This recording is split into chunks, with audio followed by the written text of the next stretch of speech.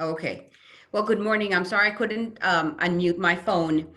Good morning, everybody. My name is Angela Franco. I'm the interim president and CEO of the DC Chamber of Commerce. Welcome to our Employer Advocacy Program seminar. Thank you so much to Ryan and to Erica for all your support in making this program a success.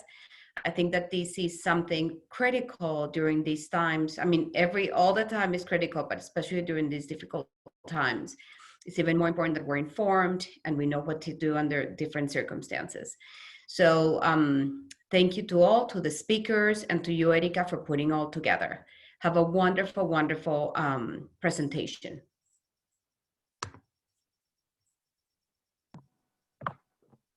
Good morning. I'm Ryan Jones, Employer Advocacy Program Director and Counsel. The Employer Advocacy Program does a wonderful thing of representing employers before the Office of Administrative Hearings and now before the Court of Appeals when there is an appeal from a decision made at the Office of Administrative Hearings. The E.A.P program assists employers in their representation before the Office of Administrative Hearings for unemployment benefits compensation disputes. So I will, and the staff will assist an employer when they get an appeal or determination from the Department of Employee Services, allowing for an employee to either get benefits or not. And what we do is we'll represent the employer in assisting them through the process and going through a hearing. We'll put on witnesses, we'll go through everything as if it's a trial, except it's in an administrative settings.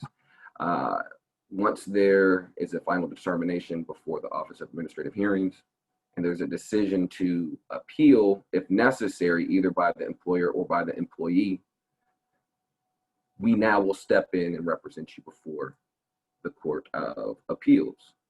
And beyond that, we do these quarterly seminars. These seminars are a way to inform and grow the understanding of employer while operating within the law as employers. And today we have Stephanie Franklin from the Office of Human Rights, and it's very important that employers are understanding of what is being regulated from that office as it affects their employees and the responsibilities of employers.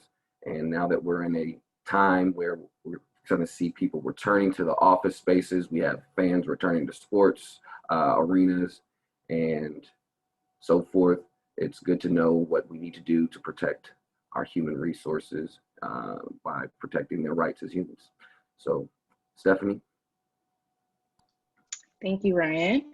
Hello, everyone. Thanks for joining and inviting us to be a part of this today. I'm actually going to be joined today by the General Counsel for the Office of Human Rights, Nin Kang, who will be doing most of the presentation, but I did want to kick us off just with a little bit of a quick kind of understanding of who the Office of Human Rights is and kind of, what services we have available to employers here in the district. I'm not sure who has the slides, but if we could get the slides up, that would be great.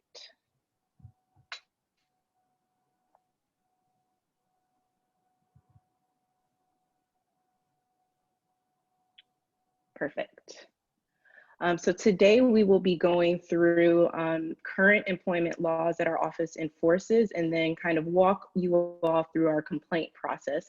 Hopefully none of you ever end up at our office for any reason, but we are there for employees to file complaints of discrimination as well as for employers to get more information and guidance on how the laws work and what your responsibilities are. Next slide, please. So what's on deck? We'll talk briefly about the story of OHR and the mission. Then we'll go over just a quick overview of what the office does and the employment laws that we enforce. We'll walk through the complaint process, and then we'll leave some time at the end for question and answer. Next slide.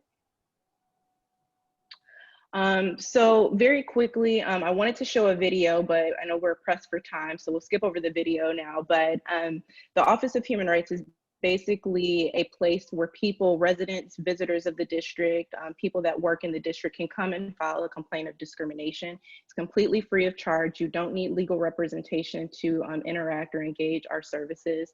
And we really are just fact finders that are really trying to get to the bottom of, weighing the law against what might happen to someone. Obviously, given these current times, workplaces look a little bit different, which means discrimination or, mistreatment in the workplace can look a little bit different, but our services are still available, and we have been able to kind of integrate a lot of the things that we were already doing into a virtual space. So a really quick quote that I'll share from the mayor that kind of deals with our office is that in many ways, the evolution of Washington, D.C. into an ever stronger and vibrant city runs parallel to the history of civil rights in the United States. We as a city know and understand the struggle for self-determination, and that through hard work and tireless commitment, we can win that struggle and against all odds, improve quality of life for all. In 1977, just 9 years after the 1968 riots following the assassination of Dr. Martin Luther King Jr., our leaders crafted and enacted the DC Human Rights Act, one of the most expansive civil rights laws in the country to date. This historic law was passed only a few years after our city finally won self-governance through home rule and our first elected council was sworn into office. So as you can see, this kind of is very much in the thread of the story of DC, and the office came to be right at the start of DC's self-governance and home rule. So we've been around for a long time, and over time we've had many laws added to join the DC Human Rights Act and making sure that our city is ahead of the curve on civil rights issues. So we'll skip over the next slide and go right into OHR's mission, which is on behalf of residents, employees, and visitors to the district, for us to eradicate discrimination, increase equal opportunity, and protect civil rights through enforcement. So without further ado, I'm going to ping it over to our general counsel to dig into the employment laws. Take it away, Nin. Thank you, Stephanie. Good morning, everyone. My name is Nin Kine, and I'm the general counsel for the DC Office of Human Rights. So speaking of eradicating discrimination, part of that work that we do at OHR is to educate the community about the laws that we enforce. Because we believe that you can't truly eradicate discrimination unless the laws that we've passed are effective and are known to the people that are responsible for enforcing it. So next slide, please. Next slide. So there are 4 areas under the Human Rights Act that OHR mainly enforces: employment, housing, public accommodations, and educational institutions. But today I'll just be focusing on employment. Next, please. OHR's jurisdiction includes private sector, nonprofits, corporations, as well as DC government. But this probably matters less for you guys, but it excludes federal government, including Metro and WMATA. We don't have jurisdiction over those entities, or the DC courts. Next, please. So OHR enforces a myriad of human rights and civil rights laws in the city. And the list keeps on growing, which we love, but I'm going to highlight just a few for us today. One being the Human Rights Act, the other one being changes to the DC FMLA during COVID, and then the last 3 you see highlighted in the slide here: the Employment Protections for Victims of Domestic Violence, Sexual Offenses, and Stalking Amendment Act, which went into effect in October 2019, the Universal Paid Leave Act, and then the Tip Wage Workers Fairness Amendment Act of 2018. So I'm gonna start from the bottom up. And so the tip wage workers, that's probably the newest law that we have on the books, but I want to be careful and say that OHR has a small part of that law. What we're responsible for under that law is to consult with community stakeholders to come up with the plan for training. So on sexual harassment, I should add, for tip wage workers in the city. In addition to training, we are responsible for getting submission of reports from employers. Again, employers that have tipped wage workers, reports on their sexual harassment policy, what the process is for filing or reporting sexual harassment with the employer, and the posting of notices of that kind of policies, documenting incidents of sexual harassment and reporting to OHR about the number of incidents that you've had as an employer, again, relating to tipped wage workers. So that is the newest law on the books. We're working to get it off the ground. And as soon as we have more information, I'm sure Stephanie will share with you all the informational sessions that we'll have and fact sheets that will be coming out from that. Next, the UPL, Universal Paid Leave Act. I'm sorry, could we go back to the last slide? I don't have specific slides for these because I'm going to run through them really quickly. So I'm just going to talk about them and hopefully you guys are taking copious notes, but I welcome any questions at the end. So the Universal Paid Leave Act, I'm sure you've heard a lot about that. And so I want to share with you, again, we have a small bit of that law. As you might understand, this is a law that now requires employers to provide payment for leave that employees take. And so this is not about leave, but payment for the leave that employees take. And so what OHR is responsible for is only the non-claim determination complaints. So like retaliation or something called interference. We're not actually responsible for denial of claims. That goes to the Department of Employment Services, DOES. So that's the agency in DC that mainly enforces UPL, but OHR does have a small role in that in ensuring that there are no retaliations or interference with the benefits provided for in this law. Next is this employment protections for victims of domestic violence. What that law does is it puts on the books affirmative obligation for employers to provide reasonable accommodations for employees who might be victims of domestic violence, sexual offenses, or stalking, or if the employee is a family member of a victim of those offenses. All right, next slide, please. So as I mentioned, the council amended the DC FMLA earlier in the year to respond to changes regarding COVID-19. So what that did was to create a new leave under the DC FMLA, which is called COVID-19 leave. And that allows employers to take leave to take care of themselves, A, care for self, B, or care for family or household members, or C, to care for a child when a child care facility is closed or the childcare provider is not available.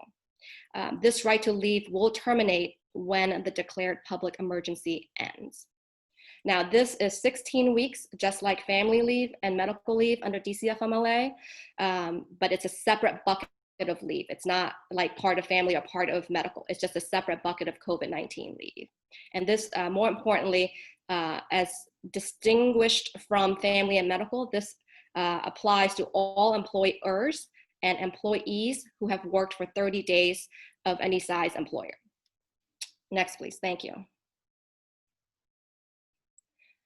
In addition to the local laws that OHR enforces, we also work with the EEOC to enforce federal laws, Title VII of the Civil Rights Act, the Age Discrimination in Employment Act, the ADA, Genetic Information Non-Discrimination Act, also known as GINA. Next, please. All right, so I don't know if I can see the chats. Maybe Lucky can help me, but we have a little bit of an interactive session here for you. How many protected traits do you think there are under the local human rights law? We know in Title VII, you've got race, age, race, color, national origin, religion, all of that. So how many protected traits are there in DC?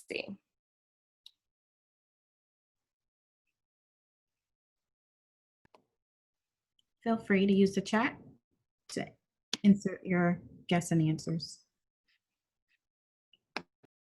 I see 14. Anybody else? 14, that seems to be the popular number. All right, so we'll go on to the answer. Next slide, please. There are 21 protected traits, surprise, which is why the Human Rights Act is the most expansive civil and human rights provision in the nation. But only 18 of those apply to employment. And so as you can see, we've tried to grade out protected traits in this list that don't apply to employment. So anything that's in white would apply to employment. The ones that are in gray, like source of income, that would not apply to employment. Next, please. All right. So what are the filing requirements in order for someone to file a complaint with OHR? The incident or issue must have occurred in DC. It has to be, this is the most important, based on one or more of the protected traits under the Human Rights Act, or it has to relate to another law that we enforce. It has to have happened within the last year. That's also very important, or discovered within the last year. Next, please. All right, so the complaint process looks like this. It starts with the intake questionnaire being filed at OHR, and then it moves on to what we call intake interviews. Then it goes through mediation, then investigation, and then we issue a decision. And then the last dot there is the public hearing post OHR's initial probable cause decision. And I'll go through each of those steps. Next, please.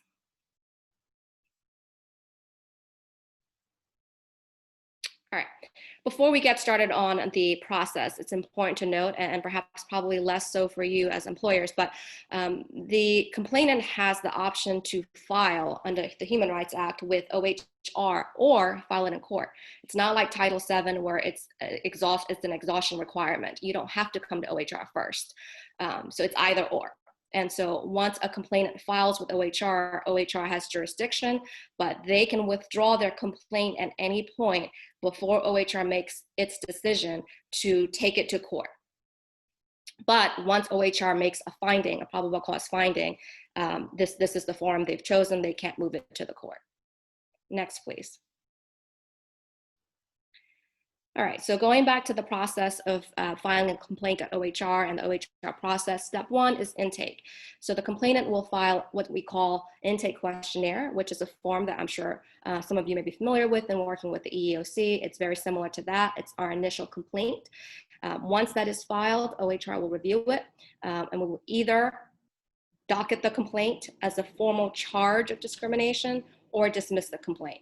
And so I'll note here that for many of you as employers, if someone files a complaint, if we never docket the charge, you'll never hear of it. All right, next, please. So once a charge is docketed, we figured that there's jurisdiction, it's proper to be at OHR, then a charge is docketed. When that happens, OHR will send something called a letter of notification, which we call LON, right? In government, we love all of our acronyms. So the LON is used to notify the respondent that there's been a charge of discrimination filed against them. And because it's a notification process, the LON will include a copy of the charge. It will provide dates for the mandatory mediation. It will also set other deadlines that are applicable to the case for the respondent. Next, please. All right, so one of those deadlines that you'll see in the LON is the deadline for respondents to file a position statement with OHR, which is typically, you have 45 days to do that. The complainant's rebuttal is also due following the position statement. Did we skip a slide? I think we missed step 2.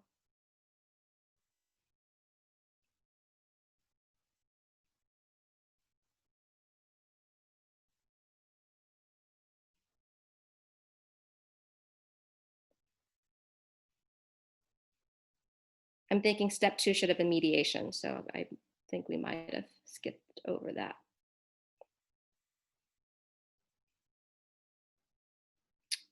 Okay, that was it. Never mind, I'm sorry. All right, next, following the mediation is investigation. And so as I mentioned, there we will collect the position statement from the respondent and then get the rebuttal response from the complainant. Next, please. So as we continue the investigation, we'll ask for what's called the RFI, or the request for information. That's basically asking for more documents from the employer. Any documents, answers to questions, that sort of thing. And following, we'll also ask for additional information from the complainant. And then following the RFI, we'll do a witness interview. So we will interview all of the relevant witnesses that are related to the case. That includes the complainant and any witnesses that the complainant might have provided. And those can be in person or telephonic. Next, please. All right, so if either party fails to cooperate with OHR or fails to provide timely responses, There are consequences. OHR can dismiss the case. OHR can make an adverse finding. OHR can docket a separate charge of discrimination for resistance if it's the employer who is not complying with OHR's process. OHR can also assess fines. And last, the most harsh consequence that can happen is seek enforcement of imprisonment through the Office of the Attorney General. Next, please. And so after OHR concludes its investigation, we will issue what's called an LOD, the letter of determination.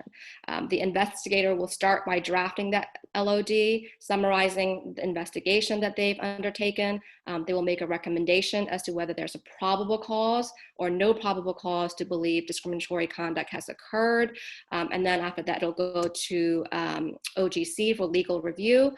And if probable cause is found, it moves on to conciliation. If no probable cause is found, that's the end of the case, and the complainant can petition. They can challenge the no probable cause finding by filing a petition with Superior Court. But if we find probable cause, it stays with OHR and it proceeds to what's called conciliation. Next, please. All right, so I've skipped ahead a little bit here. So probable cause finding, they can request for reconsideration. If the request is denied, the case proceeds to conciliation. So there's that mini step before between conciliation and the probable cause finding. If conciliation is unsuccessful, OHR certifies the case to the Commission on Human Rights for a public hearing on the merits of the case. So it doesn't end. It goes on to a larger process where it's more like litigation, where there's exchange of discovery and that sort of thing, and it goes to a hearing much like a trial.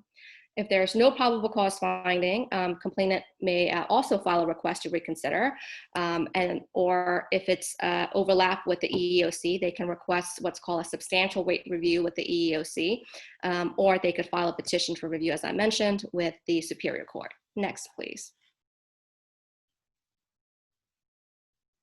All right, so if there is a probable cause and if conciliation fails, OHR will certify the case for a hearing with the commission.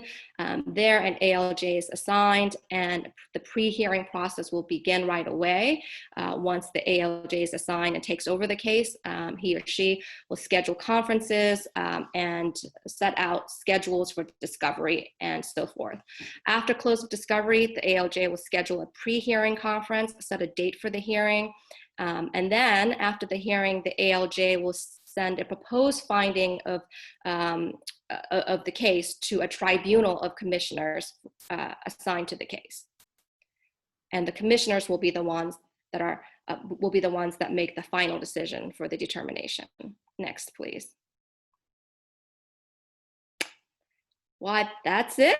So, are there any questions?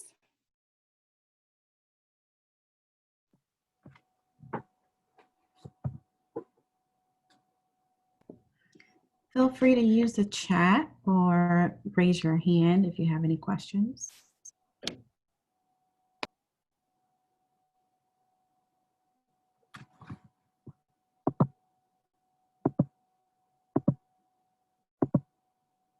You did have a question earlier about the oversight OHR has with DC Water. Do you have any oversight of DC Water? I know WMATA was exempt. Yes, we have oversight over independent agencies, just not ones that are multi-jurisdictional.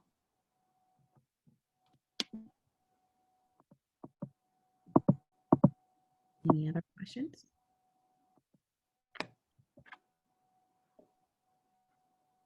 Thank you so much. We appreciate everyone. Ryan, back to you. Yes, thank you so much. We really appreciated your presentation. Now we have next from Reed Smith, the chair of their Employment and Labor Division, Tyree Jones. This should be a special presentation. We get to hear from one of the sharp legal minds in this particular field to help employers with whatever associated issues they'll have as they conduct business. Without further ado, Mr. Jones, are you there? I am, Ryan. Thank you. Good morning, everyone. As Ryan said, my name is Tyree Jones. I'm a partner with Reed Smith, resident in our Washington, D.C. office. I'm also, as he said, the chairperson of our Global Labor and Employment Group. And it's an honor to be with you this morning to discuss the ever-changing landscape of employment laws and regulations here in the district in the wake of the coronavirus pandemic. I have provided a slide deck, and there's a lot of information for us to get through. Typically, I like to be much more interactive in my presentations, but the volume of information and the legislative and regulatory framework that is ever changing is going to require me today, I think, to stick pretty closely to my slide deck. We will, though, however, be sure to have time for questions at the end as much as possible. With that said, I'd like to begin to get to it. And going to slide 1, or next slide, yeah. As you can see here, we've got a full agenda for me to cover today. I'll move quickly through item 1, which is the DC phased reopening plan. I understand from Erica that many of you all may be very familiar with the district's phased reopening plan, but I still think it warrants at least briefly going through as a reminder, as it really keeps in context what the regulatory and public health safety environment is in which we're operating. And then we'll get more into the employer mandates, safety measures in office buildings and other places of business that will apply to employers. We'll discuss employees who contract COVID-19 and how we address those issues. The workforce reduction options under the Fair Labor Standards Act and the Federal WARN Act, particularly as applied to layoffs and furloughs. And then also the recently introduced Displaced Workers Right to Reinstatement and Retention Amendment Act of 2020. I believe there was a hearing on that last week and may be subject to the mayor's approval in coming weeks. We'll discuss all of these items today, and then as I say there at the bottom, we'll be sure to try and leave some time for Q&A.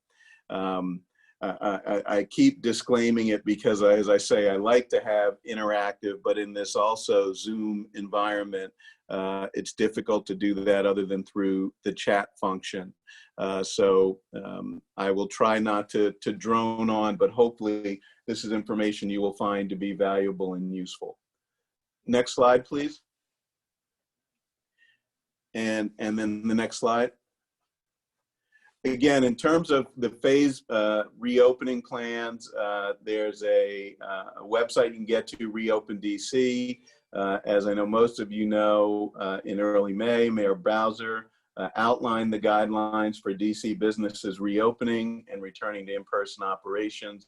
We're currently in phase 2 of the 4 phases. Next slide, please. And this slide summarizes those 4 phases. You can see there in stage 2 where we currently are that we're still focused on gatherings of no more than 50 people, travel still being discouraged, remote work being strongly recommended, and again being very vigilant as to strong safeguards such as personal hygiene, hand washing, mask wearing, etc. Next slide, please. And then phase 2, again, for those of you who know, I'm sorry to quickly recover old ground for you, but again, to be sure we're all on the same page contextually. On June 22nd, phase 2 reopenings began once we experienced the localized transmission. And you can see in the bulleted items here what the focus was on: community spread, testing capacity, healthcare system capacity, and public health system capacity. Next slide. In phase 2, industries that have been approved to reopen include non-essential retail businesses open to customers for indoor shopping at 50% occupancy, office buildings at 25% capacity, personal services, childcare centers, museums and the National Zoo, libraries and universities, indoor seating and restaurants. Again, adhering to all of the safeguards that I mentioned a couple of slides ago as well. Next slide, please. This point, there's still no projected reopening date for phase 3, where obviously the restrictions will be loosened. We're still experiencing that moderate community transmission of the coronavirus cases, and phase 3 will begin once DC is experiencing only sporadic transmission measured by the decrease in community spread, the capacity of the healthcare system, testing, and the public health system. Next slide, please. And similarly, there's not surprisingly no projected reopening date for phase 4. DC will enter phase 4 only when a vaccine has been widely administered or the disease has effectively disappeared, such that the public health threat has drastically been reduced. Phase 4 means that all activities and business functions can resume without requiring COVID-19 related safeguards or restrictions. And many of you may have heard this morning that Pfizer reported impressive results with regard to a vaccine that it's developing. There still appears to be some time before potential safety risk or side effects from the vaccine are documented yet enough for it to be more to be approved by the FDA. But again, these developments are changing daily. Next slide, please. So let's get to the district's employer mandates. One of the first one is what you see here, the COVID-19 Support Emergency Amendment Act, the CSEA, CC. There are key provisions in this legislation, if you will, certainly around COVID-19 leave. During the public health emergency, an employee who worked for 30 days for an employer may use up to 16 weeks of COVID-19 leave for self-care, care of family or household member, and care for a child due to childcare or school closures.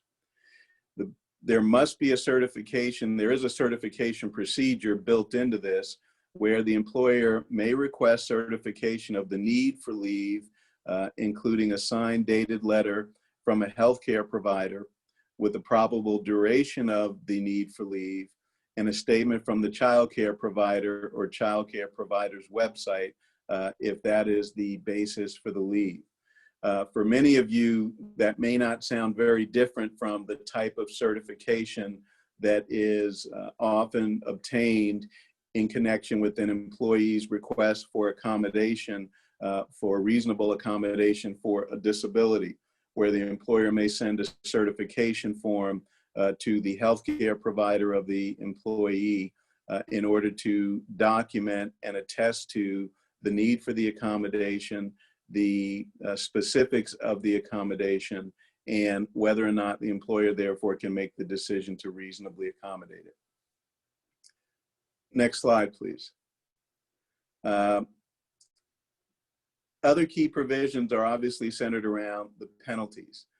Violation of this leave provision could result in a civil penalty of $1,000 per offense. And in terms of the effective dates of the legislation, CC was signed by Mayor Bowser on May 27 and is set to expire when the coronavirus health emergency ends. Next slide. The next act to discuss is the Communicable and Preventable Diseases Act, or otherwise known as the mask mandate. The sign there that you see, I'm sure will be familiar to everyone. If you don't already have it in your workplaces, I'm sure you probably do, or you should have by now. It is indicative of the world in which we're living. The key provisions of this act are as bulleted here. 1, businesses office buildings, other establishments open to members of the public must post signage on their exterior doors stating that a person may not enter unless the person is wearing a mask. 2, the business, office building, or other establishment must exclude or attempt to eject persons who are not wearing masks or who remove their required masks. And you can imagine the potential problems that may exist there, many of which you've seen at least displayed on TV over the last few months in confrontations between employees trying to enforce the mask mandate around the country, not here in the district per se, and the challenges that poses. Then the third point, employers must provide masks to their employees. Next slide. Here, the Act defines masks. They are the cloth face coverings, which can be a homemade cloth mask, store-bought fabric masks, bandanas, or other cloth wrapped around the head that covers the mouth and nose, as well as medical or surgical masks, as you see pictured here in this slide. Next slide. Now, as with almost all legislation, there are exceptions here. And these are a couple of the key exceptions under the Act where wearing a mask is not required. It's not required where the person is in an enclosed office that no one else is permitted to enter. I know in our office in DC, I have to wear a mask to enter the building. I have to have my temperature checked in the lobby before I can go up in the elevator. Elevator capacity is limited. Once I'm in my office and I close that door, I can remove my mask and continue to work in my office, enclosed in my office, without the mask on.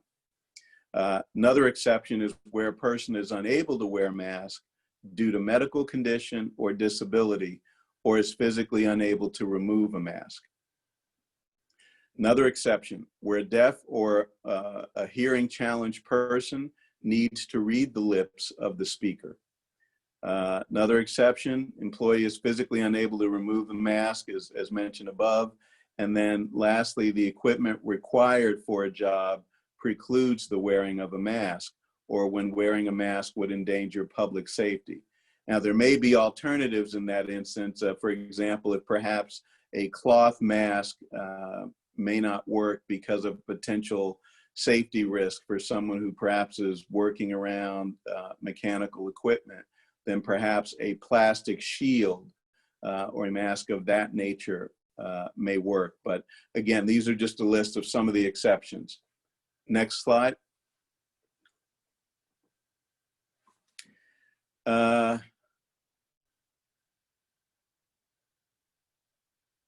And next slide. There we go. Violations of the Act.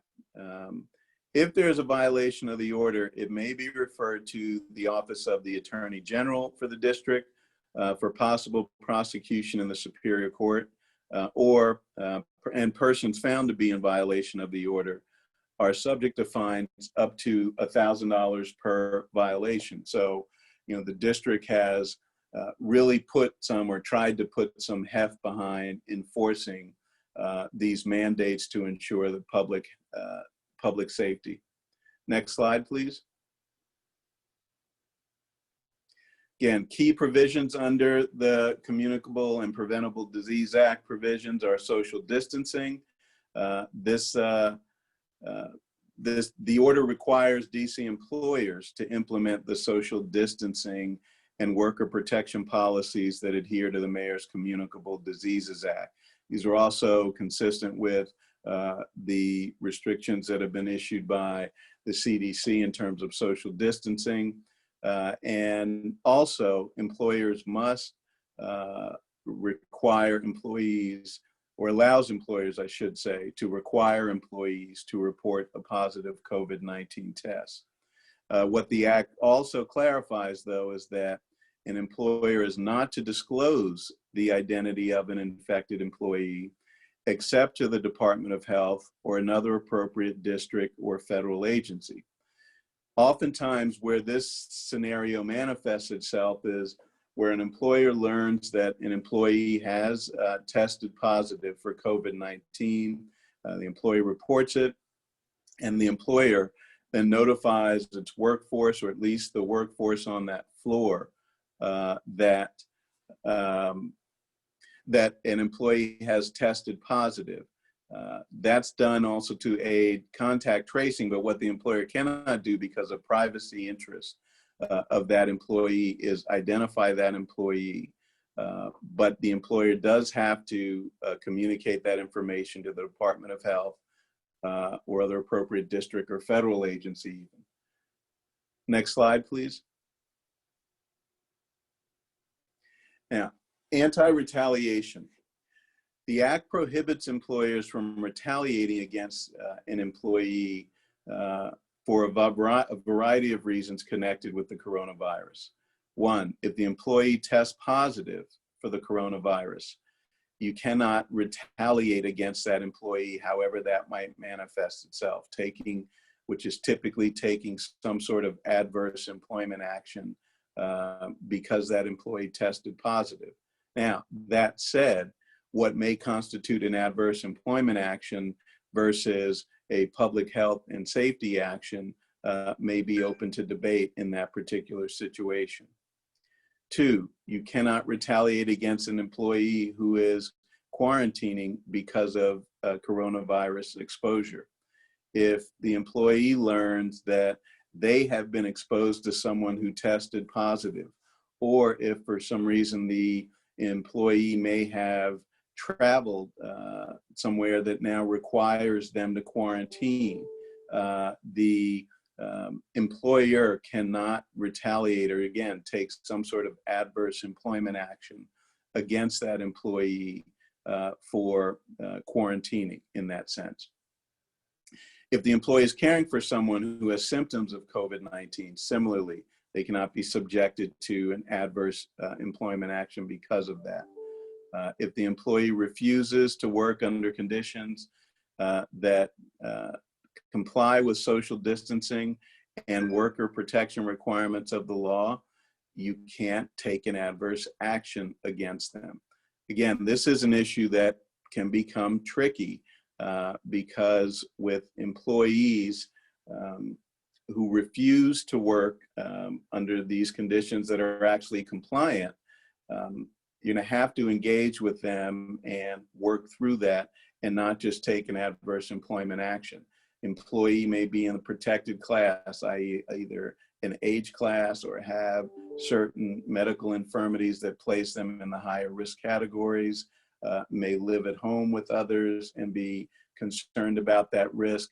We'll try and have some time to talk a little bit more about that toward the end, but very important to understand that you cannot retaliate against an employee who refuses to work under what are otherwise compliant conditions with the guidelines. And of course, not surprisingly, you can't retaliate against an employee that exercises his or her rights under the law. The example given here again, the employee who refuses to serve a customer or a client or work within 6 feet of an individual who's not complying with the workplace protections, i.e. the employee refuses to serve a customer who refuses to wear a mask and who won't stay more than 6 feet away from the employee. You cannot take an adverse employment action against that employee in that situation. Next slide, please. With regard to restricting infected employees, an employee who's tested positive can be restricted from entering the workplace until a medical professional has cleared the employee to return to the workplace or until a period of quarantine has elapsed as recommended by the Department of Health or the CDC.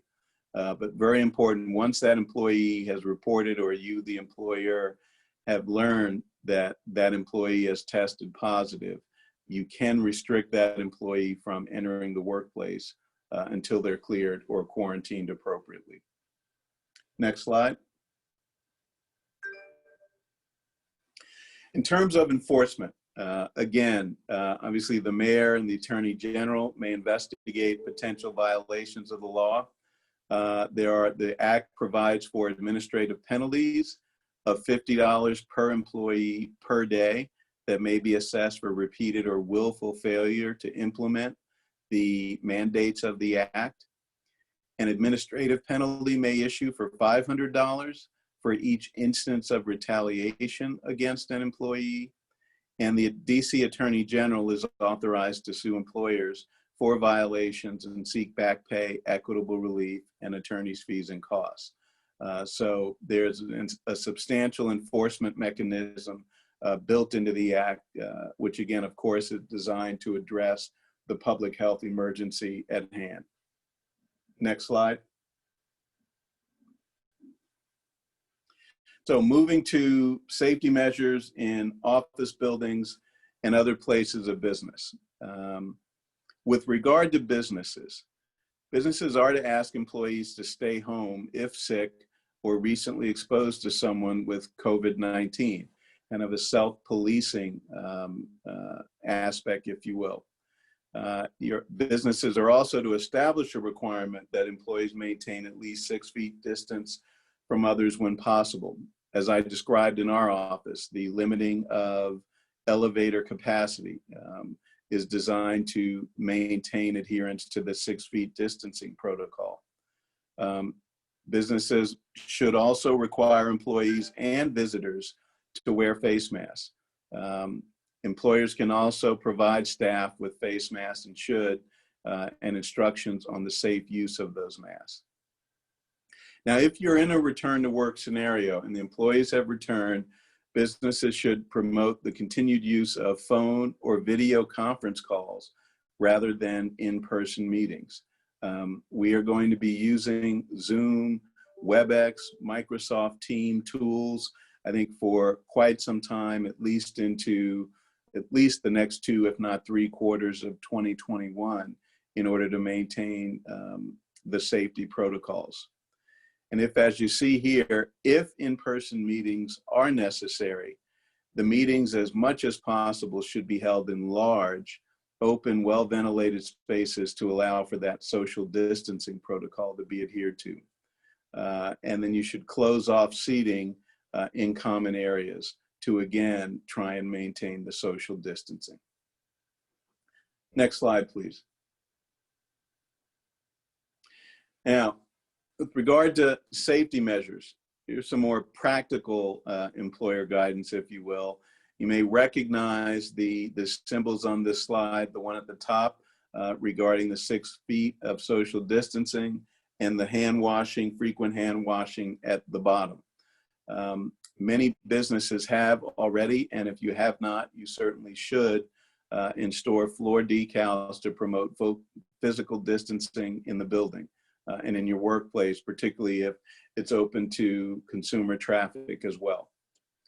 Should also replace high-touch communal items such as coffee pots, water coolers, the whole buffet-style snacks and meals with prepackaged items that people can just grab and go. Have automatic water bottle refilling stations if possible, and allow employees to bring their own personal coffee pots or hot water heaters. That's one may be allowed, it may be permitted as a practical matter, but of course that may raise other issues as well. And you should work with your HR department to ensure that such practices are consistent with your own company policies as well. And in an interesting way, that might come under your own BYOD, bring your own device policy as well. So you want to be careful about that.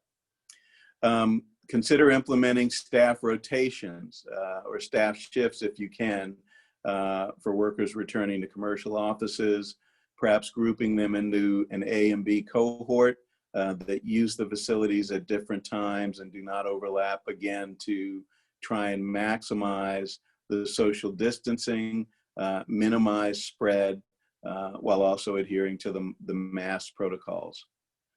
Staggering break times as much as feasible to reduce the density as well, as a practical matter, is a good safety measure. And again, encouraging employees to practice the frequent hand hygiene. You can provide them with adequate time to wash their hands and access to soap, clean water, single-use paper towels. You may even have hand sanitizers dispensed around your workplace, depending on the size of your workplace. So there's easy access for all employees to just put a dollop and rub their hands together as often as possible. Next slide, please. Some additional practical tips with regard to leave.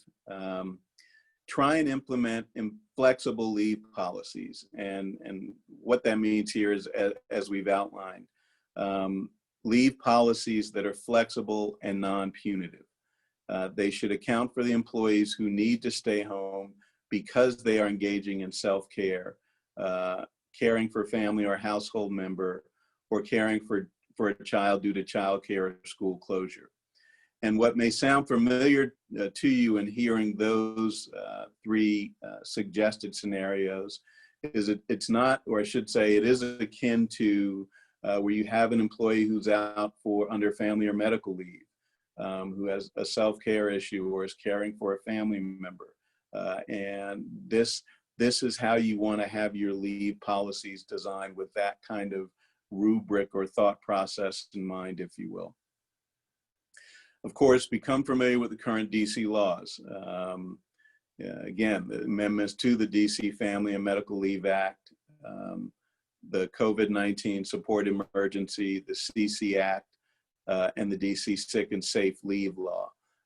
All of these interact or intersect now with the public health safety protocols from these various statutes originating or that have been engendered by the coronavirus.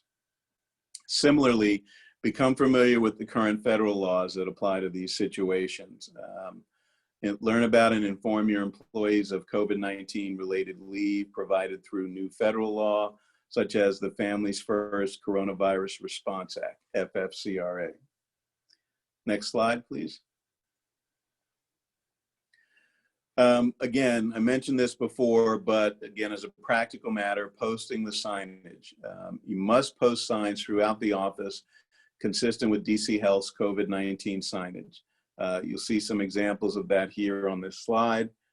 Businesses can print and post the DC government prepared signs or develop customized signage specific to the workplace, so long as it's consistent and compliant with DC Health signage.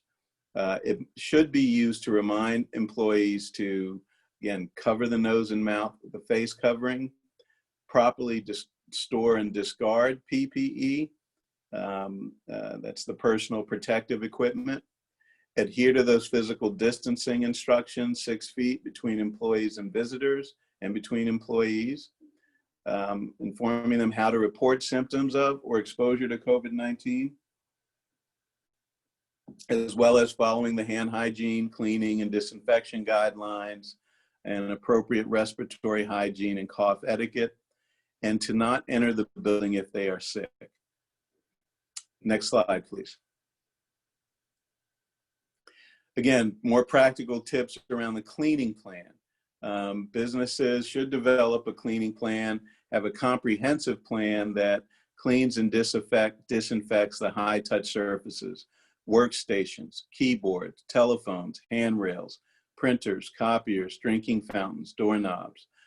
Many businesses have turned off their drinking fountains and provided some alternative, if not providing bottled water, just to, again, minimize the contact with those surfaces. That cleaning should be done routinely throughout the day. Depending on what type of business you have, that may also dictate the frequency with regard to the cleaning. Whether you're a restaurant or another kind of service industry, the required frequency of cleaning that's needed. DC Health suggests that employers follow the cleaning and disinfecting guidelines located on the CDC website. Like many other jurisdictions, they refer you to that website. Next slide, please. Again, this is a slide that very small to see, but really, again, just kind of gives you some everyday steps. These are the CDC. This is that CDC page. regarding how to clean and disinfect, and just to give you the website there at the bottom of the slide to access and get this information from the CDC. Next slide, and let's move into the subject of employees who contract COVID-19.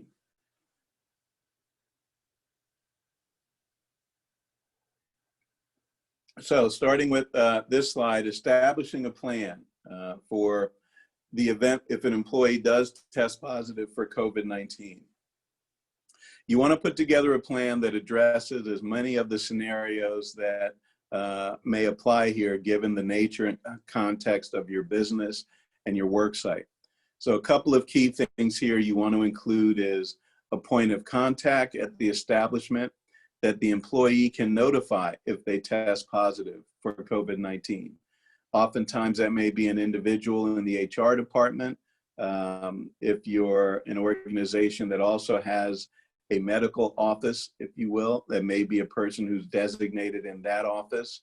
And again, whomever the designee is, you want to make sure that they are trained in all of the other requirements, some of which we've already spoken about, some of which we'll cover, but particularly with adhering to the protection of the privacy of the employee who reports that they've tested positive. It's not a subject for that point of contact to be just freely discussing with anyone. To whom it is to be disclosed is limited by statute, and you want to make sure you train that individual accordingly. The plan should also be for an employee who develops any COVID-19 symptoms during the workday to immediately isolate, notify a supervisor, and leave the facility. You may designate a space in your workplace to which that employee may go and isolate until they are able to leave the facility if they cannot do so immediately. The plan should also include a notification process. I mentioned this before, but to inform staff of an employee who has tested positive for COVID-19. Again, the infected employee's name should never be disclosed. And you will hear me most likely, I've already mentioned it several times, I'll continue to mention it several times, and it's why it's underscored here, because the privacy protection is so important. And the notification process should include the following: education about COVID-19, what some of the signs are and symptoms are. Again, information that can be drawn from the CDC, and I would check the DC Public Health site as well, and information on COVID-19 testing in the district. Next slide, please. With regard to screening and testing, businesses must implement mandatory daily health screening practices. You probably have already seen and or experienced going into a business, stopping in the lobby or the entryway and having to stand before either a scanner that takes your temperature or have someone scan you with a hand scanner to take your temperature. That's that preliminary screening to determine whether you have the requisite temperature, which I believe was on this slide, I believe it was 100.4. In order to enter then into the building. If you do not pass that first step of screening, then you shouldn't enter the facility or the building. There are also, as you'll see in parentheses here, ways to do screening off-site. There are telephone or electronic surveys. Our firm, Reed Smith, as a matter of fact, has developed an app that has a series of questions that employees can answer before leaving their home to go to work that check off certain boxes, if you will, what their temperature is, whether they're experiencing any symptoms. If all the answers are correct and you get a green light, then that employee will go on into work. If there's any answer that triggers that red flag that they should not come in, then they should not go in. And of course, that's the off-site type of screening that's designed to minimize spread by catching these symptoms before the employee even comes to the workplace. one added advantage of these types of apps that we've developed too is in the event that an employee does test positive, the data from these apps can also assist with contact tracing to track who else may have been in contact with that employee. Again, the screening should be completed using this questionnaire I just described that determines whether the employee or visitor has either been in close contact during the past 2 weeks with anyone who tested positive, has tested positive themselves in the past 2 weeks, or experienced symptoms in the past 2 weeks. Next slide. And protecting businesses and workers from COVID-19. This is the COVID-19 Emergency Amendment Act of 2020. This is the order of the mayor that allows employers to require employees to report a positive COVID-19 test. Employers, again, may not disclose the identity except to the Department of Health or other appropriate district or federal agency like the CDC. Next slide, please. Reporting positive tests. Protecting businesses and workers from COVID-19 under the Act, again, if the infected employee has had extensive contacts with patrons or visitors to the workplace, including coworkers, the employer must notify the Department of Health by emailing the email address you see there, coronavirus@dc.gov, with the following information. COVID-19, and the subject line on the email should read, quote, COVID-19 consult, close quote.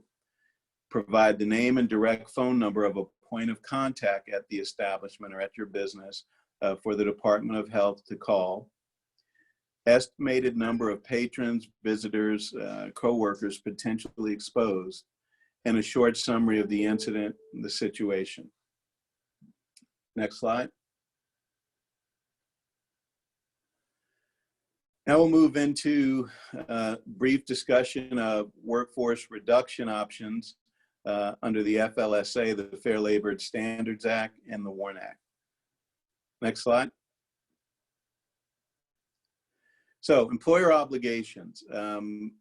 All of you as employers are likely very well familiar with the Fair Labor Standards Act and the wage and hour requirements that it imposes on those employees that are considered exempt from the wage and hour laws, and therefore more commonly known often as salaried employees not subject to overtime, and those who are non-exempt. And the exempt employees under the FLSA must receive their full salary for any week in which they perform any amount of work. And this is important in the current environment because this applies regardless of when, if you have to furlough an exempt employee, when that furlough occurred in the week. There's also no requirement that an exempt employee be paid if the employee has not performed any work for the entire week. If they have not performed any work for that entire week, then you're not necessarily required to pay them for that. But notably, no work must be interpreted strictly to preclude any work of any kind. And in this day and age of BYOD and returning emails and doing and working remotely, it can oftentimes be a challenge for an employer to enforce or to know whether or not an employee is really not doing any work, which may come back to bite the employer on an FLSA claim.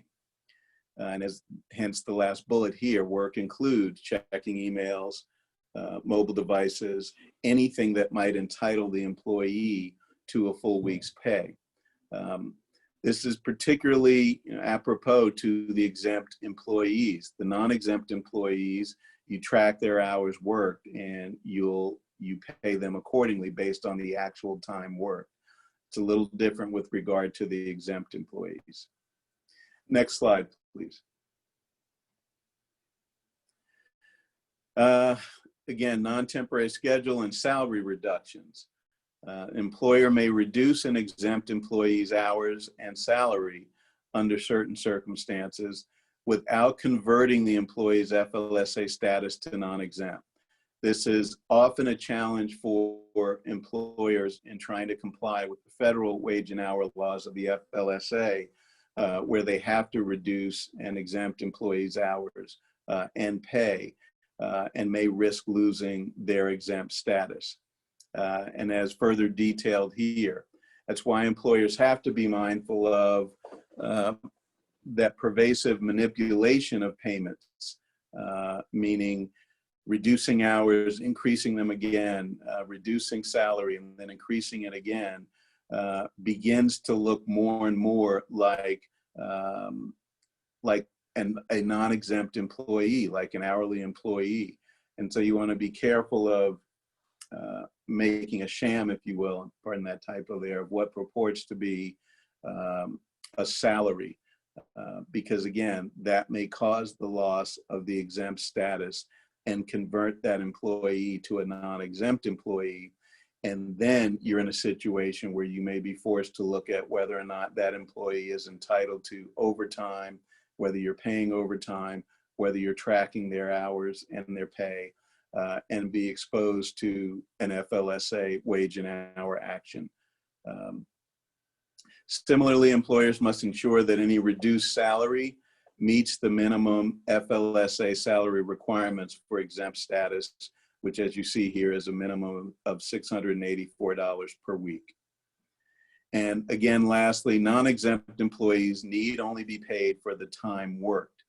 The hours and wages of the non-exempt employees can be reduced without FLSA consequences because their time is always tracked and their pay is always based upon the actual hours worked. Next slide, please.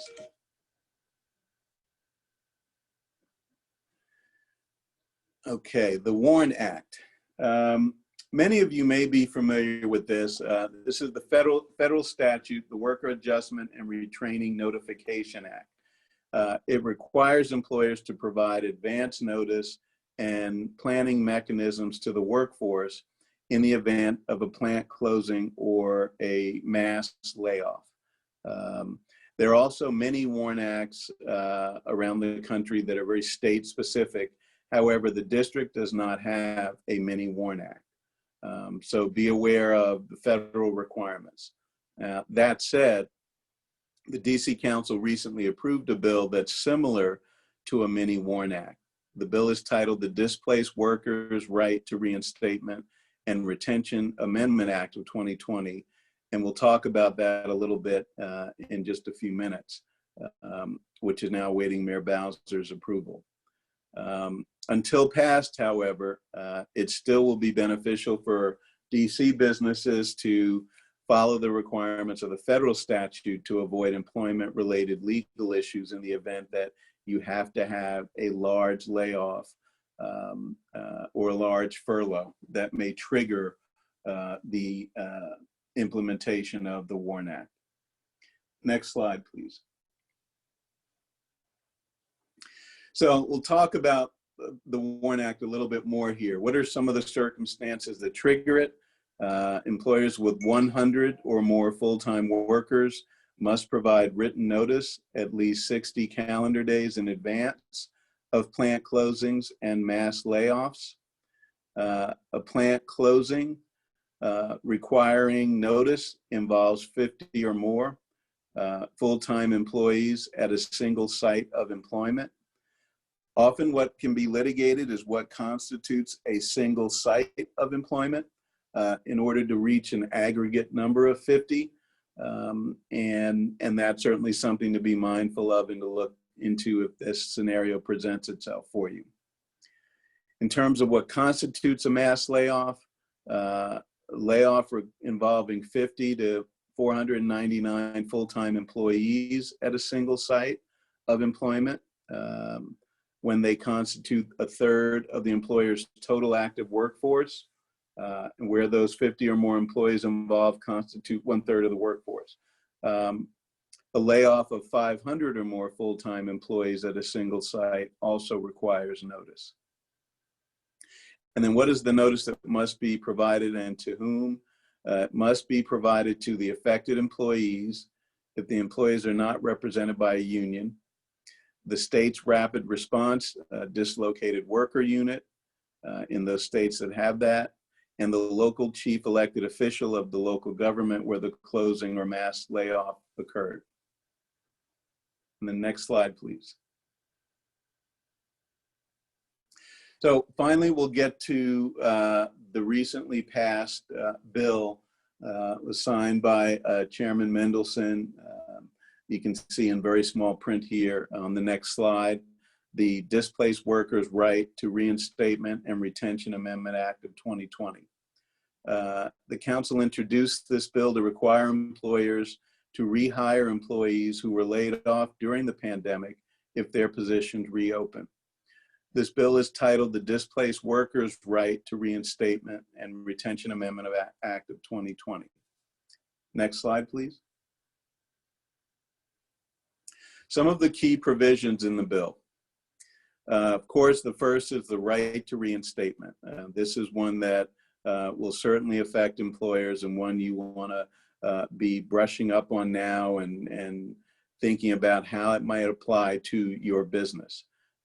Employers must offer all eligible employees, quote unquote, reinstatement to their previous positions, performing the same or similar duties as those positions become available in the operation.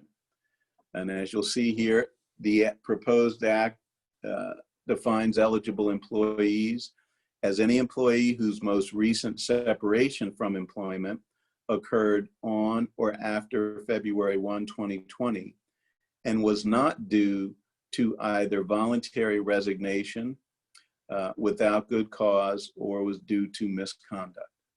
So there is some protection here if there was an employee who you terminated for cause or misconduct or for they voluntarily resigned. They're not necessarily eligible for reinstatement just because there's a position open again. Next slide, please. Further key provisions implementing the act would be offers must be made in writing by registered mail to the eligible employee's last known physical address. The acceptance of the offer, the employee who is offered reinstatement has no less than 10 days from the date of receipt of the mailed offer in which to accept or decline. So obviously you must hold the position open for at least the 10 days from the date of the offer. It's also why registered mail is important to track that.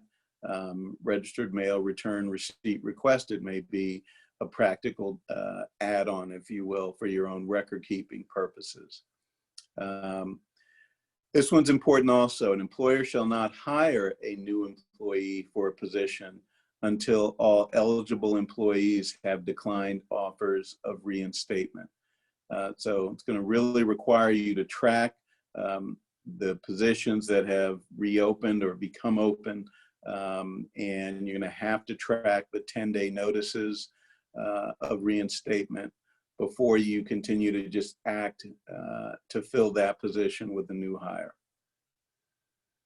In terms of simultaneous offers, if there's more than one eligible employee, if more than one eligible employee is entitled to reinstatement to a particular position, the employer may make simultaneous offers for the same position.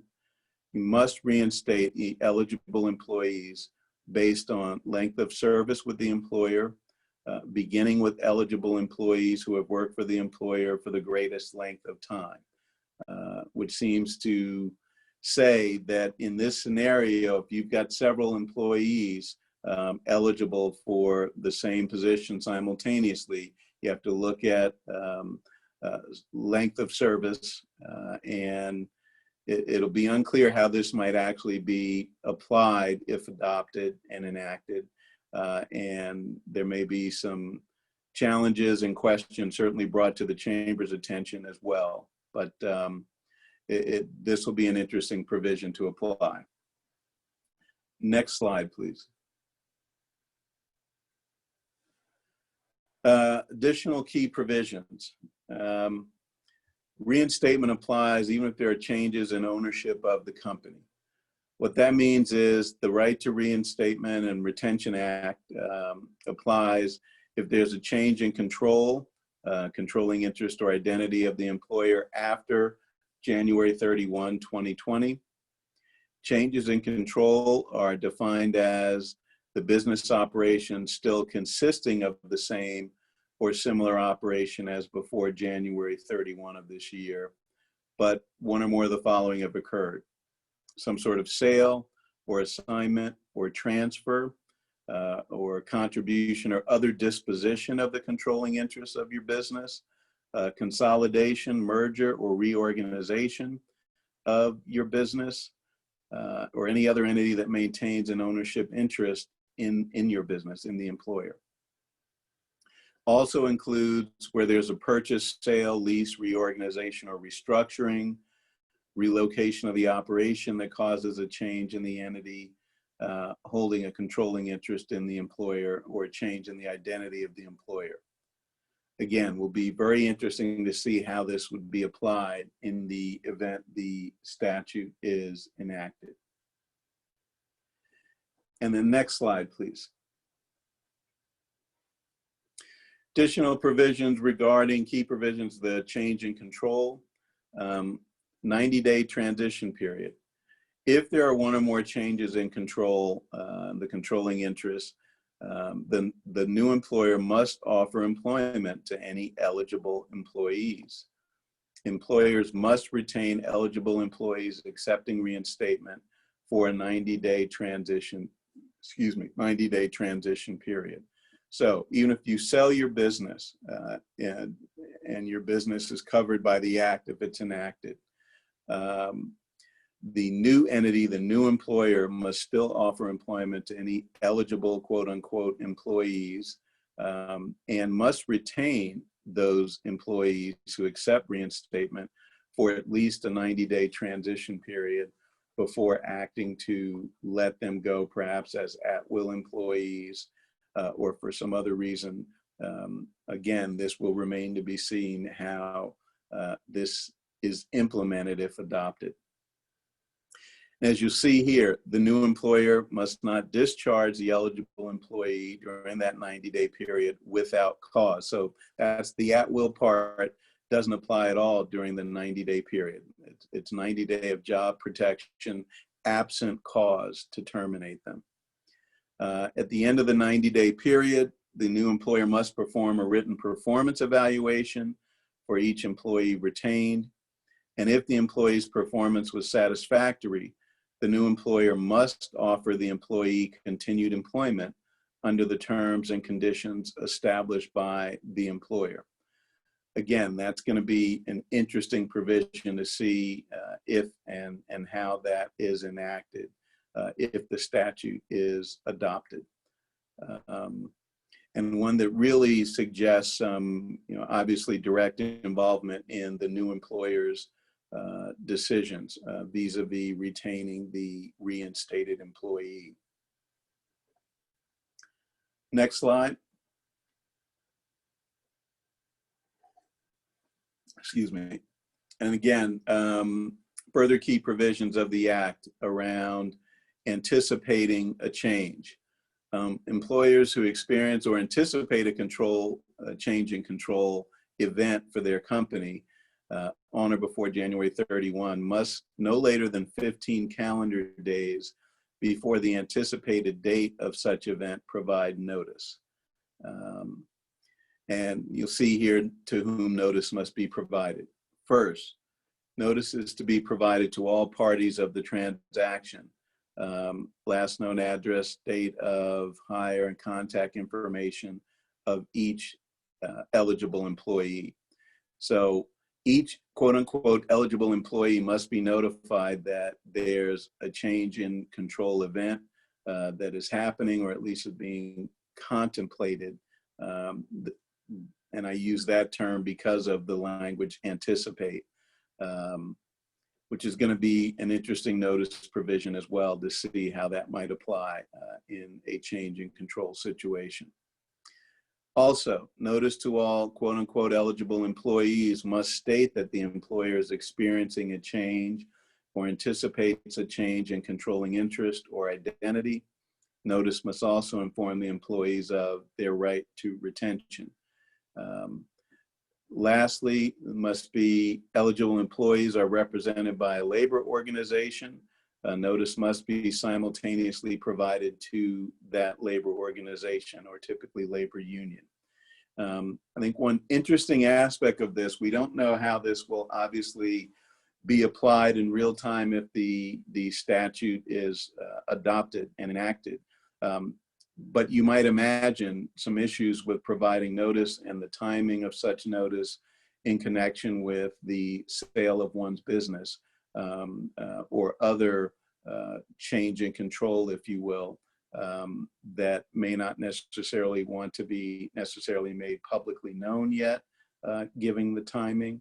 Whether or not 15 calendar days before the anticipated date of event, really addresses that issue or not is likely something that, for which there may still be more discussion about, and will certainly present some challenges if enacted into law.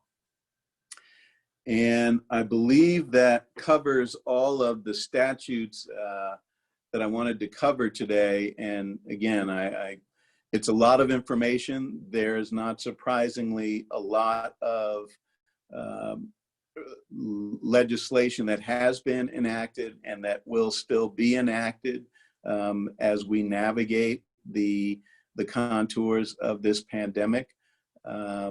And with, again, the focus on promoting public health, balanced against still trying to keep people employed, keep the economy active, keep employers in business as we navigate this pandemic. So with that, I'll stop there. I think we've got at least a few minutes left for a couple of questions. Mr. Jones, you have a few questions in the chat that you could start with. Yes, the first question, what are some remedies available to employers if the employee refuses to adhere to wearing a mask because of their beliefs? So what can the employer do in that case?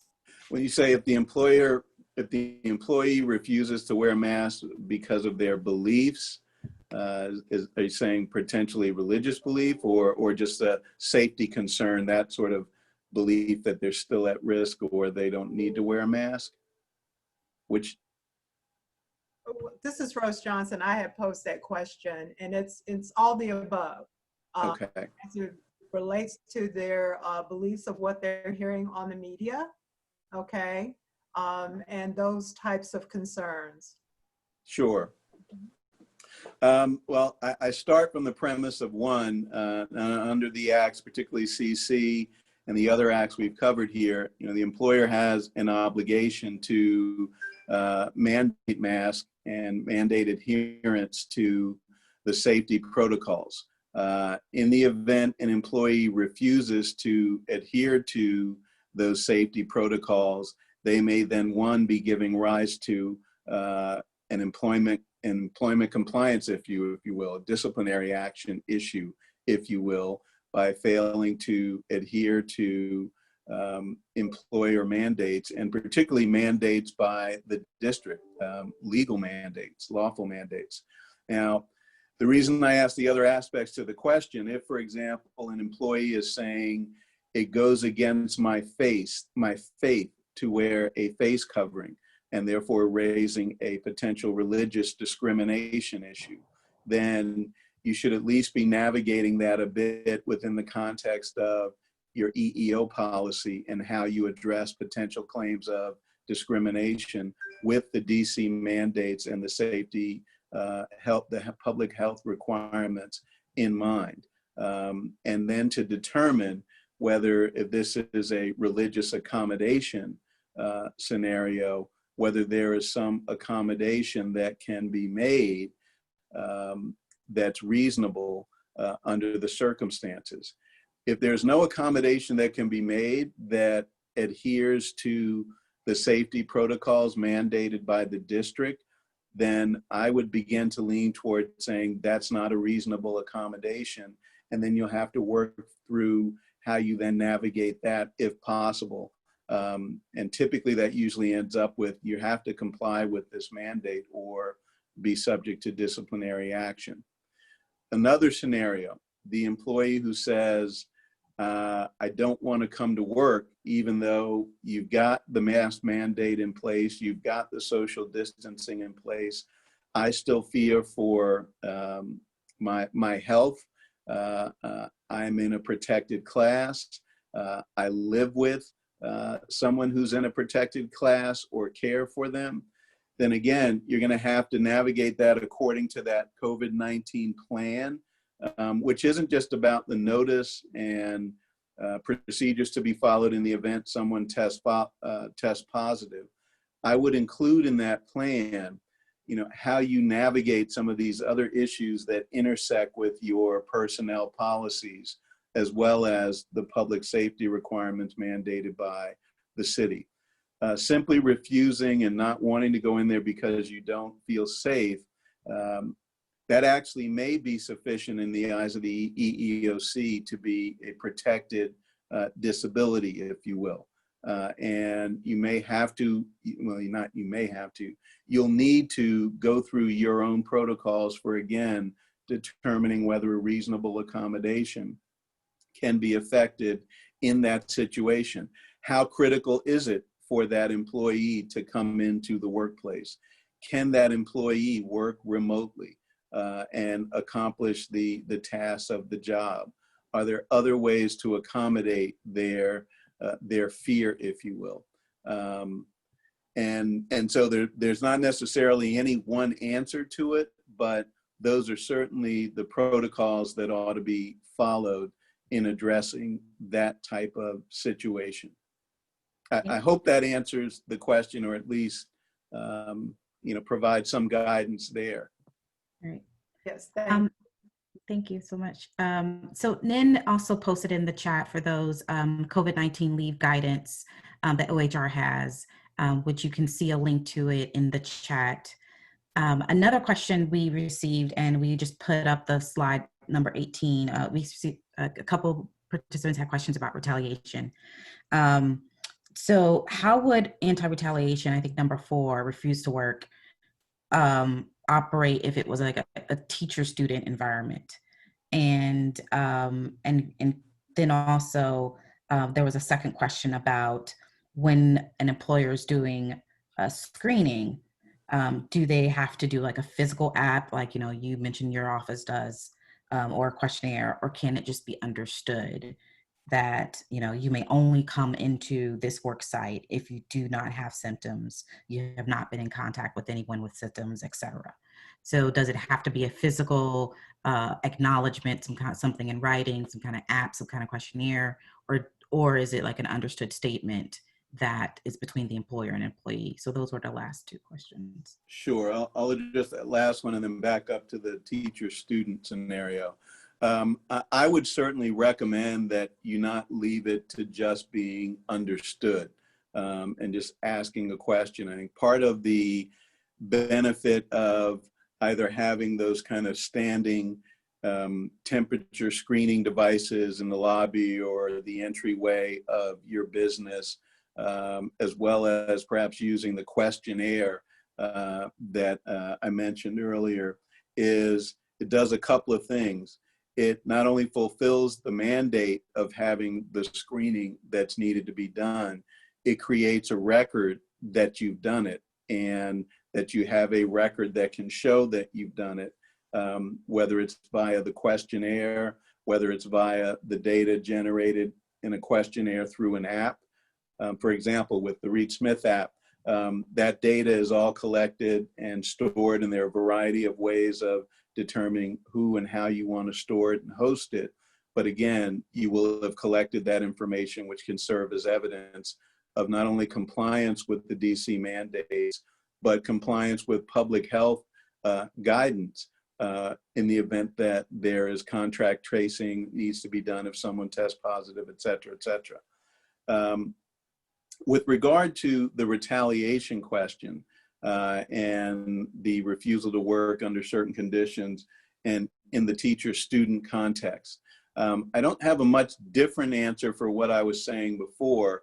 There may also be an overlay from the teacher contracts with that particular school district that you might need to look at and take into consideration as well. But I would certainly still begin in that instance to understand and create a record of why, if it's the teacher who's refusing to come into the classroom, assuming classrooms have been reopened, you essentially go through many of those same steps. What's the basis for that teacher's objection for coming in? Is it a basis that falls within the protected criteria, if you will?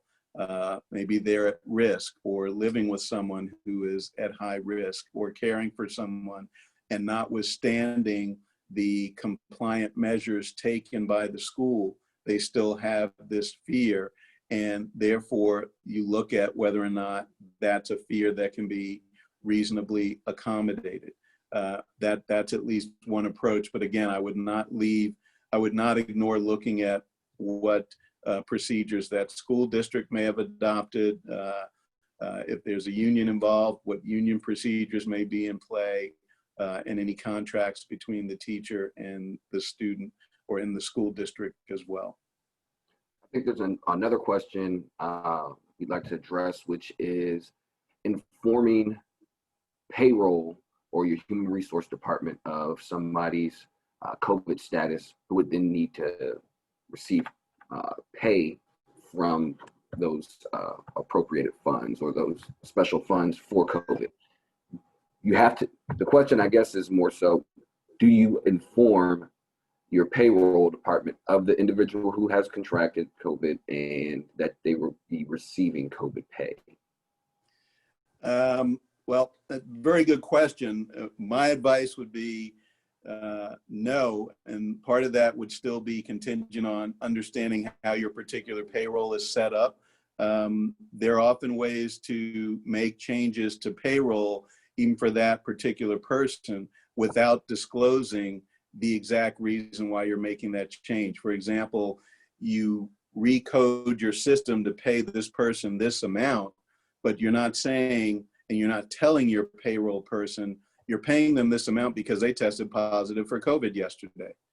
That you can't and should not do, if I didn't stress that enough. And if there is not a way for you to make that adjustment in your payroll system without disclosing expressly that individual's identity who's tested positive, then we should talk further and go through that. Because again, the statute is very clear in not disclosing the identity of the individual. Now, does that mean the person in payroll or in HR might not try to figure it out or figure it out? They might, they shouldn't. And again, everyone should be properly trained on protecting the privacy of anyone around this issue. But it's just important that the employer who learns of the identity of the employee who tests positive to not report the identity of that individual to any entity other than those designated by the statute. Another question. So when employers are rehiring, like let's say a business has had to lay off some of its workforce because of the economic downturn, so they had to lay off employees. If they are in a situation now where next year they want to rehire, do they have to offer the same terms that they previously had? Do they have to offer the same benefits that they previously had? What if their situation has changed and they can't afford the same that they did in 2020? Sure, and at the risk of giving the lawyerly answer, it really applies here. It will depend. I mean, one thing, for example, will depend on whether or not the DC Act that's currently under review is adopted. Another factor that may influence that as well is whether or not that employer has taken out a PPP loan and the requirements there, and or whether or not they have some sort of obligation to return all employees in order to avail themselves of the loan forgiveness aspect of the PPP loan program. So I really would have to know more about the specific circumstance, and then be able to advise accordingly. Gotcha. So if someone had specific questions regarding leave for their staff, who should they contact? And then I guess if folks could give your direct information for the participants on this call, like how could they reach out if they had specific questions and wanted to get additional guidance? Sure. I believe my contact information is on the slide following. It is on the slide following the question slide. I think that's slide 46. You've got my email and my office number there, and happy to respond, to further questions. This is going to be and will continue to be a developing and changing landscape. Again, just hearing the Pfizer news this morning, which we may not see in place for still a couple of months, but things are going to be changing. Whether or not the new legislation gets adopted will change things. But that contact information is there with my email address and phone number. Any other questions before we close out?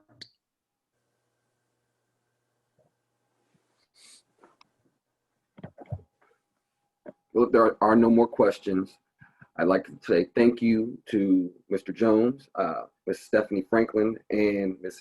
Inine King. I just want to make this critical point here, which is reopen is critical to all employers and employees alike. Following the proper protocol will allay any concerns, and the information we received here is very helpful in doing that. So please go back and review any of the materials we have, and we'll provide them. And that way you can make sure that health, safety, and standards of care are met as an employer. Thank you to OHR again. We've had heightened responsibility under this new world that we're operating in, which is why we're doing this seminar via Zoom. Employer rights are always going to be enforced, and employer rights are going to be enforced, and we have OHR, which is going to seek to enforce those rights, and we have Reed Smith, who will come on behalf of an employer to make sure that they're protected and advocated for. And I'd like to make the plug here for the DC Chamber of Commerce and the Employer Advocacy Program that we do represent employers, and we do represent them before the Office of Administrative Hearings for unemployment benefits hearings. A lot of those cases have been coming up because of the furlough and because of just needing to separate with employees due to the changing circumstances. There are issues of quitting and misconduct that are still here, and we will do our best to represent you and get you to a decision that's to your liking. So again, we will reach out with the materials to provide them to you via email. There's a questionnaire that we would like you to fill out, just how, give us feedback for how we did in the seminar today. So I hope you guys continue to stay safe. I hope you guys are looking forward to better days ahead with the safety and the political landscape, regulating it all. So that concludes our presentation. Thank you so much, Erica, for putting all of this together, and hope to see you soon at the next seminar.